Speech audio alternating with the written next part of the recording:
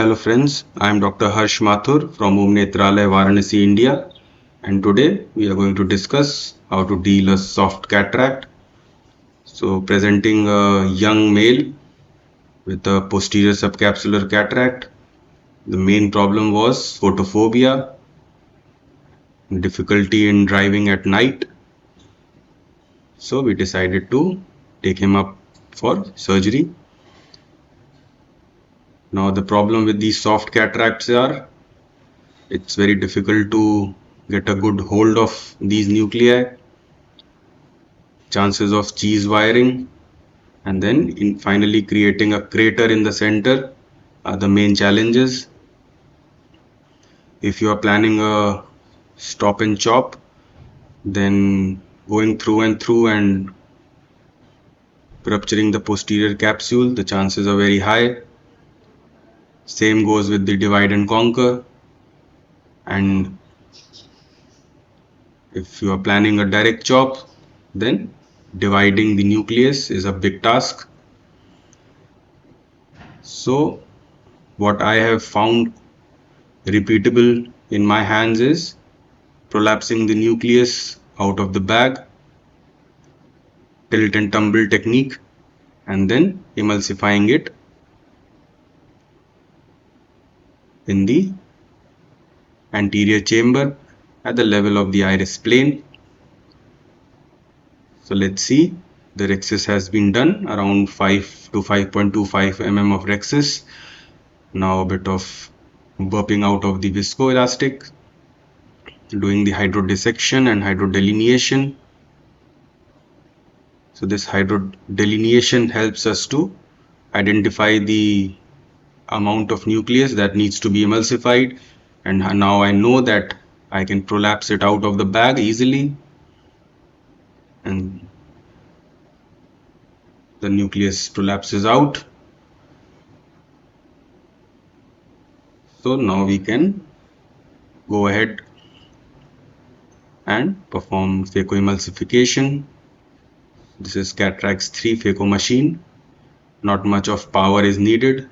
Most of the nucleus goes simply with vacuum. So a bit of vacuum is given and this nucleus flips over and we are able to emulsify it. Care should be taken that your phaco probe should be at the center, in the central safe zone. Try keeping it at the plane of the iris to prevent any endothelial damage. And slowly we are emulsifying the nucleus. There's no need to hurry, take your time, go slow, keep protecting the endothelium at all costs, and the nucleus is gone. Now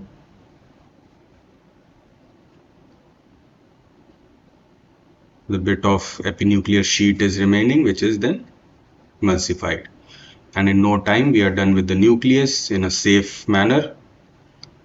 The trick is to coat the endothelium nicely, and with the bimanual IE, let's clean up the cortex. An excellent tool to manage the cortical matter in over all 360 degrees.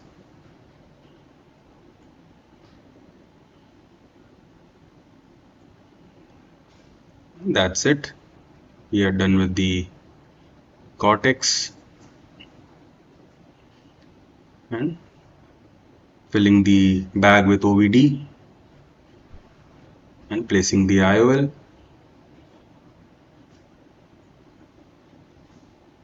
Now it's a hydrophobic acrylic IOL which the patient chose.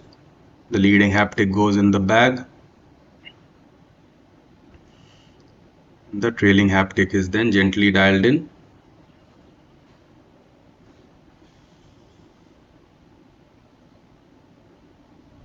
We needed a bit of nudging, and the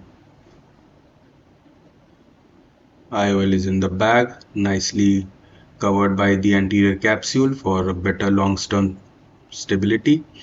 So we can prolapse these soft nuclei even with a 5 to 5.25 mm of rhexis. But the trick is to do hydrodelineation first and see that extent of the nuclei, and you can judge easily whether it will come out of the prolapse out of the bag easily or not. The wounds are hydrated and the case is done. So the take home message is tilt and tumble is an excellent technique to conquer these soft nuclei. Do try it, but try to do a hydrodelineation first. Prolapse one pole of the nucleus, stay at the plane of the iris, and emulsify slowly.